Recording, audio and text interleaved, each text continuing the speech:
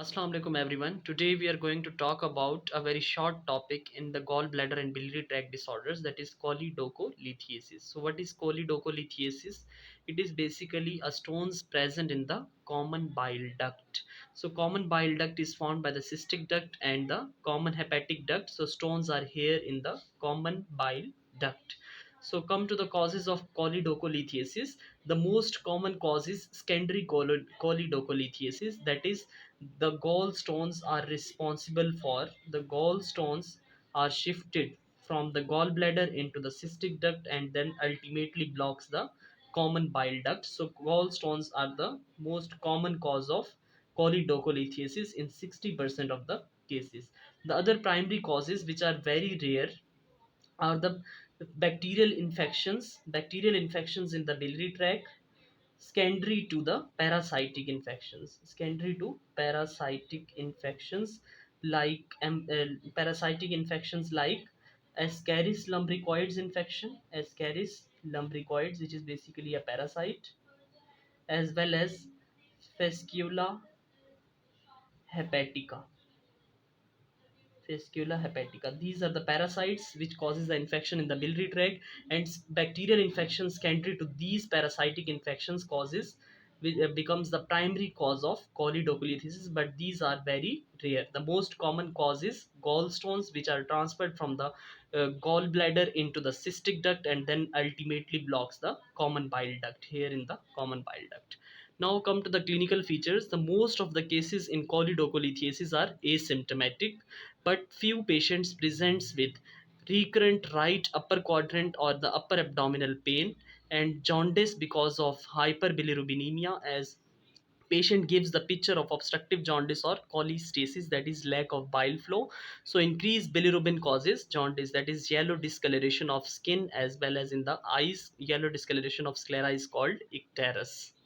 And pruritus in some patients because of bile salts deposition in the skin causes itching of the skin, and dark color urine because of conjugated hyperbilirubinemia, which appears this conjugated bilirubin appears in the urine and gives the urine dark color. Most of the patients are asymptomatic, while some patients presents with these features. Now come to the investigations of choledocholithiasis. In the liver function test, the patient gives the picture of cholestasis or obstructive jaundice. So these patients have alkaline phosphatase levels are very high in these patients, as well as gamma GT levels are also elevated, along with mild elevation in transaminases. Also, the direct bilirubin levels are very high because of direct hyperbilirubinemia, which shows that this patient has obstructive jaundice.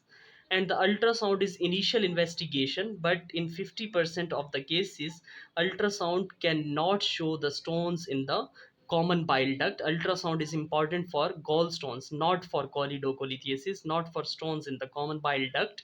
50% cases ultrasound gives the false results and do not detect the stones in case of choledocholithiasis. So it is less, ultrasound is less sensitive test for the diagnosis of choledocholithiasis. The best or the gold standard investigation is endoscopic ultrasound, that is ERCP, that is retrograde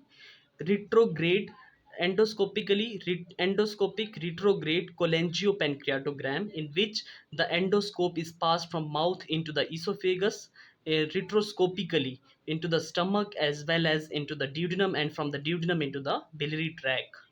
And through the camera, the doctor see in the camera in the image of the biliary tract as well as the pancreatic duct. So this is ERCP. This is the gold standard investigation, or the investigation of choice in case of choledocholithiasis. ERCP is gold standard investigation, as well as it is also a gold standard treatment of choice in case of choledocholithiasis. In the patients where the intervention or the treatment is not needed, that is the patients are asymptomatic, and MRCP can be done. MRCP is nothing but the imaging technique for cholangiopancreatogram. So magnetic resonance cholangiopancreatogram, that is the imaging of biliary tract as well as the pancreatic tract where the intervention or the management is not needed in asymptomatic patients.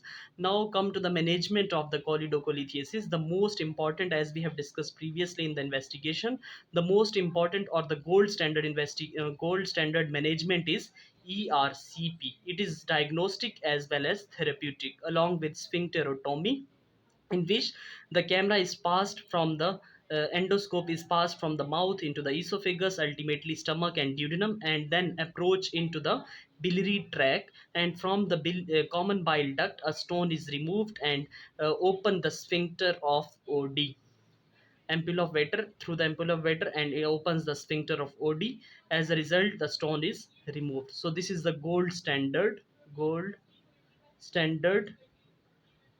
treatment, or the treatment of choice in case of choledocholithiasis. So this was whole about choledocholithiasis. Thank you so much for watching this video.